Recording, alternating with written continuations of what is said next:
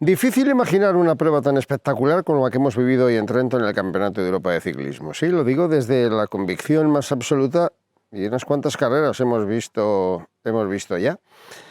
Lo de menos, entre comillas, es quién ha ganado. Ha ganado Sonny Colbrelli, que era el favorito número 1. Ha quedado segundo Remco Evenepoel, que ha hecho una carrera formidable. Y ha tenido que conformarse con la quinta plaza Tadej Pogačar, que también ha estado incluso por encima de lo que cabía esperar tras su presentación en la prueba cronometrada del pasado jueves, en la que no estuvo a la altura de las circunstancias o a la altura de su enorme y descomunal categoría, ¿no? Estamos hablando de un campeonato nuevo, de una competición en la que solo se habían celebrado 5 ediciones y que sin embargo ya ha cobrado un vigor y una energía extraordinaria al punto de empezar a reivindicar abiertamente este Campeonato de Europa, que se celebre en situación parecida, no sé si en las mismas fechas, no sé de qué manera, pero es una prueba que no se puede perder en el calendario cuando las cosas se hacen tan bien como se han hecho en Trento, también como lo ha hecho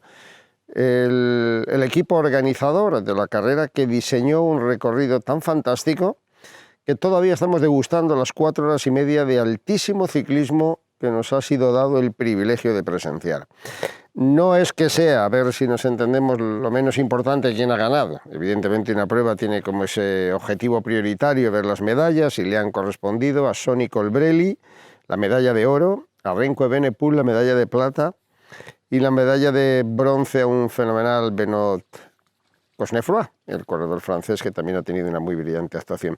Pero han sido los 178 kilómetros de recorrido de que constaba esta prueba, así lejos de los 260 que va a tener el próximo Campeonato del Mundo en Flandes, lejos de las distancias que se manejan generalmente en las clásicas llamadas monumentos, que no bajan habitualmente de los 250 kilómetros, y de que es más o menos la longitud de la inmensa mayoría de los campeonatos del mundo de fondo en carretera, ¿no? No estoy planteando tampoco la necesidad de cambiar y de recortar la distancia, simplemente estoy argumentando que, acostumbrados como estamos a vivir una competición en la que los primeros 100 kilómetros se entrega a los países más débiles, a los representantes más modestos, etcétera, para que hagan su peregrinaje, hoy ha tenido una batalla sin cuartel prácticamente desde el kilómetro 0. Y ha sido debido en parte a que eran solo 180 kilómetros, 179 para ser más exactos, y en parte que se ha diseñado un recorrido más exigente en la primera parte incluso que en la segunda. La primera parte constaba de 73 kilómetros en los que había que hacer 4 subidas, una de ellas durísima, que ha provocado ya la primera importante selección de la carrera. No habíamos entrado en la fase, digamos, caliente del recorrido, que es el circuito, las 13 vueltas que había que darle a un circuito en los alrededores de Trento, con un estrapo, lo llaman en Italia, ¿no? Esa colina de 3,5 kilómetros, cuando ya el pelotón se había fracturado, cuando ya habían atacado casi todos los equipos, cuando muchos corredores ya habían perdido kilómetros antes contacto, y eso nos ha permitido estar 4 horas y media presenciando atónitos un espectáculo, repito, sin igual. Sin igual. Enhorabuena a los que diseñaron este trazado. Sabían las selecciones que se podía hacer daño desde los primeros kilómetros, y desde los primeros kilómetros ha habido 2 selecciones que se han empeñado en ese objetivo. La una, la española, da la sensación más bien de que por cubrir el expediente. La otra, la francesa, porque empezó desde el principio a hacer una selección rigurosa y exigente. A ver, cuando digo lo de la española es porque de un lado nos ha ayudado a vivir las 2 primeras horas de carrera, porque ahí de repente un Antonio Jesús Soto fantástico, un Roger Adrià enorme, y sobre todo y especialmente ver en acción ya las primeras de cambio, David de la Cruz, a Gorka Izaguirre, al propio Mikel Landa,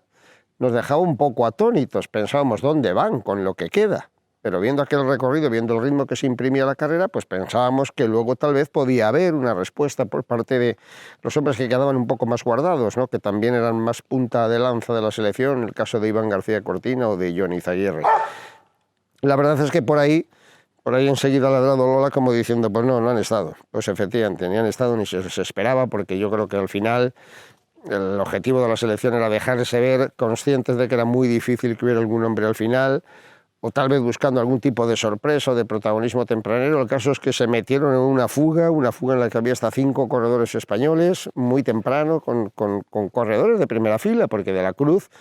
Landa a lo mejor no está en la mejor condición, pero De la Cruz sí venía a hacer una gran vuelta ciclista a España. Total, a nosotros nos duró lo que nos duró, pero los franceses fueron macerando prácticamente la carrera desde el principio, después con Romain Bardet también particularmente activo, hasta que apareció en escena, habían aparecido Pinot y Aurélien Paré-Pentre, en fin, corredores de cierto nivel, hasta que apareció Benoît Cosnefroy, que era sin duda uno de los referentes, venía de ganar en la clásica de Bretaña, nada menos que a Julian Alaphilippe, hace 4 días mal contados. Bueno, no sabría ni pretendo extenderme demasiado en la narración de los hechos porque me importa mucho más el fondo que el contenido. El contenido lo hemos disfrutado, todos los que hemos estado pegados al televisor durante 4 horas y media viendo aquel espectáculo sin parar, viendo cómo a 70 kilómetros de meta ya había hecho una selección importantísima. Casi ni la mejor de las clásicas ha vivido una competición desde el principio hasta el final con protagonistas importantísimos y con un zafarrancho de combate, con una guerra sin cuartel tremenda y con la batalla por aislar a los italianos que eran los grandes favoritos, ¿no? Al final digamos que no ha habido ninguna sorpresa, bien entendido. El primero de los grandes favoritos era Sonny Colbrelli, corredor vecino de Trento, por cierto, cercano a Trento, que era el hombre fuerte del equipo junto a Matteo Trentin, que no es de Trento, como decíamos ayer, pero que también es de la provincia, ¿no?, de Borgo, y que han estado ahí controlando la carrera desde el primer momento porque tenían mucha gente buena, porque les podía valer casi cualquier escapada, porque colocaron de entrada a Bajoli, como podían colocar a Moscon, como podían colocar a cualquiera de los corredores que podían rematar y buscar las medallas, ¿no? Pero está claro que los dos grandes favoritos eran Sonny Colbrelli y que el mejor lugarteniente era Matteo Trentin. Y cuando se destapó el tarro de las hostilidades, ahí apareció Renko Evenepoel, ahí apareció Tadej Pogačar, ahí aparecieron Marc Hirschi, ahí apareció Cosnefroy, ahí aparecieron los grandes, ¿no? Se formó una fuga cabecera con 9-10 corredores en la que hay que hacer una especial significación. De un lado, de dos equipos sobre todo, ¿no? Pero me atrevería a decir que el equipo que de verdad ha puesto tanto encima de la mesa ha sido Bélgica, con una actuación descollante de Víctor Campenaerts durante muchísimos kilómetros y con una actuación de Bert Hermans, el veterano Hermans, cuando ha empezado ya el circuito de Trento y había que hacer la subida del Povo, que era, en fin, una detrás de otra, 8 subidas que terminaban haciendo daño. Ahí han marcado un ritmo de carrera, primero el uno y luego el otro, que le ha permitido a Evenepoel, a falta de 2 vueltas, atacar con violencia en el grupo cabecero donde había tanta gente buena, y a su ataque solo les han resistido los 2 hombres que luego han conseguido la medalla. Renko Evenepoel atacó primero con Cosnefroy y con el propio Colbrelli, Cosnefroy al límite, y en el último paso el ritmo impuesto por Evenepoel, siempre particularmente activo, siempre gran capitán de ruta, terminó por descolgar a Cosnefroy, pero ahí adelante aguantó Colbrelli, se soldó como un poseso y terminó, como por otra parte era lógico, imponiéndose al sprint debajo de la catedral de la iglesia de Santa María la Mayor, al ladito de la Piazza del Duomo, y en ese fantástico, espectacular escenario, ¿no?, que era la capital del Trentino. Ha sido una fiesta de ciclismo fantástica. No es una carrera que tenga la categoría, obviamente, que va a tener, cuando llegue el momento de la verdad, el Campeonato del Mundo, de aquí a 15 días. Pero ya hemos visto a mucha gente importante y sobre todo hemos visto un Tadej Pogačar que apareció en primera instancia dándole réplica a Renko Evenepoel y mostrándose en condiciones por lo menos de pelear dentro de 15 días. Ahora tal vez viene un poquito más cortito de preparación, como se exhibió en la crono. Pero me gustaría que quedase esa reflexión obligada, ¿no?, sobre lo que la carrera ha aportado, porque no es nada fácil ver una prueba, ni tan siquiera una clásica, con 4 horas y media de tal intensidad, de tal pelea, de tal zafarrancho, de tal traca final, como la que hemos visto en este Campeonato de Europa. Un Campeonato de Europa que ha ganado Sonny Colbrelli por delante de Renko Evenepoel, con la tercera posición para Cosnefroy, 1.30, Matteo Trentin, que entró celebrando la victoria de su compañero, 1.44, y en el mismo tiempo Pogačar, Hirschi, el noruego Højgaard, que correrá el Trek la próxima temporada, y Javen Hermans, Pavel Sivakov, y la 10ª posición por un admirable Víctor Campenaerts. No llegaron Mohoric, ni Bardet, ni Almeida, ni otros hombres que persiguieron por detrás. Al final, una treintena de corredores acabaron el recorrido, como suele suceder, porque al pasar tantas veces por boxes y por línea de meta, pues la gente termina ya cuando ha hecho su trabajo, cuando no hay ninguna forma de enganchar por conectarse con la televisión para ver el desenlace de la carrera. Bueno, insisto, no es la prueba de las pruebas, es verdad, pero es muy importante lo que hemos visto hoy en Trento. Los italianos han conseguido la 4ª victoria consecutiva. Ganaron con Trentin, ganaron con Viviani, ganaron con Nizzolo y hoy han ganado 4 años seguidos proclamándose campeones de Europa con Sonny Colbrelli, que estaba enormemente feliz, como no es para menos, en una temporada fantástica en la que ha sido campeón de Italia y campeón de Europa. Se dio la circunstancia, estadísticas para el detalle, de que se disputó la victoria a Renko Evenepoel con 21 triunfos esta temporada y Sonny Colbrelli con 31, dándose la curiosidad de que Renko Evenepoel tiene 21 años y Sonny Colbrelli 31. Bueno, curiosidades para los datos y para las estadísticas, pero en el fondo la reflexión que nos queda es que esto tiene que continuar, que ha de servir como lección de que se pueden hacer campeonatos